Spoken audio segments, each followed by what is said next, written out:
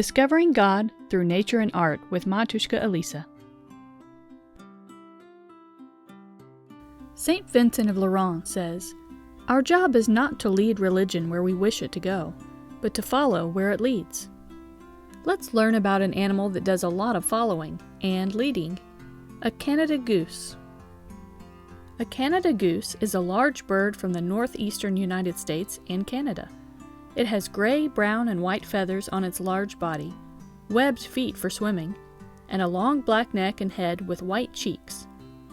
If you see two Canada geese together, they are likely mates who have chosen to spend their lives together, around 20 years or more. The female is called a goose, and the male is a gander. These geese live in grassy spaces near wide open water, like a pond, river, or lake, so they can quickly head out to the middle of the water for safety. They eat grasses, seeds, berries, and the occasional insect or fish. They like to forage for their food in large groups, kind of like a church potluck. The female goose will choose a spot on the ground for her bowl-shaped nest in order to have a good lookout for any possible predators, like raccoons or foxes. During this nesting time and after the babies hatch, the gander wants to be a leader and protect his new family. If he senses danger, he'll make himself look bigger and more powerful by stretching his neck and spreading his wings. He'll even charge to run off the enemy. When the little goslings are born, they are ready to follow. Does this procession remind you of how we follow the priest during a church procession? Little goslings follow their parents to water and learn to swim only a day after they've hatched. They learn to fly at just 2 months old. As the goslings get older, just like human teenagers, they like to hang out together in big groups. When they're about 2 years old, it's time for them to find mates and have their own little goslings follow them. Have you ever heard honking geese and looked up at the sky? You might have seen a large V fly over. The geese are flying south for the winter, headed toward warmer waters. The leading goose at the tip of the V does the hardest work, flying against the wind. Its wings make the air move up and down, which makes it easier for the next geese in line to fly. The next pair of geese have an even easier time, and the last geese hardly tire out at all. But Canada geese can fly up to 1,500 miles a day, so the front goose cannot lead all that time. Do you remember how God rested on the seventh day of creating the world? Geese rest too. They switch places often, so everyone does work and everyone rests. Let's draw a family of Canada geese. We'll use a photograph as a reference, but we won't copy it exactly. For example, I used a photo reference for the first painting you saw. I took this photo at a local park and painted the goose just as I saw him, but painted more cartoonish patterns for the land and sky. Here is our reference photo.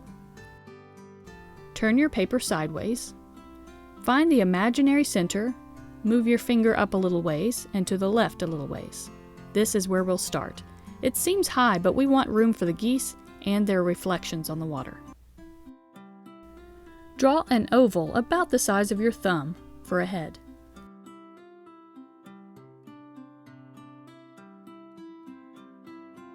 Add a crooked triangle off to the left and a little line for the bottom of the bill. Curve off the back of the head to start the neck. It's time to measure, but without a ruler. We can use objects we've already drawn. In this photo, the goose's neck is about 2.5 goose heads tall. Make that approximate measurement on your paper and mark it.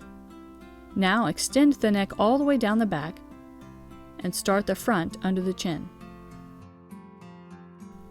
Make a tiny curve to start the back and a big round curve for the front of the body. It's time to measure again. In the photo, the length of the body is about twice the length of the neck. For the white cheek, use the line you already have to continue the curve. Add a small eye near the rear of the head. Either using a black marker or pencil, you can shade in wherever you see black on the photo reference.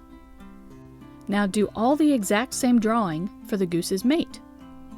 Now, goslings don't have the black and white colorings of their parents yet, and they don't have long necks.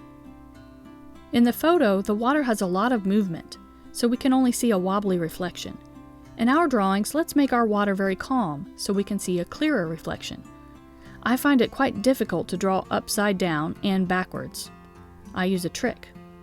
Turn the images sideways and pretend you're drawing the other half of a butterfly. Use lighter pencil lines so we know this is not the real goose, just a reflection. Follow the same method for all of the images. Turn your paper back and enjoy these swimming geese. I painted a similar image and kept the idea of having no land in the picture. My daughter drew her own family of Canada geese. Thank you for joining me. I hope you spot some Canada geese out in the wild and enjoy all the details God gave them.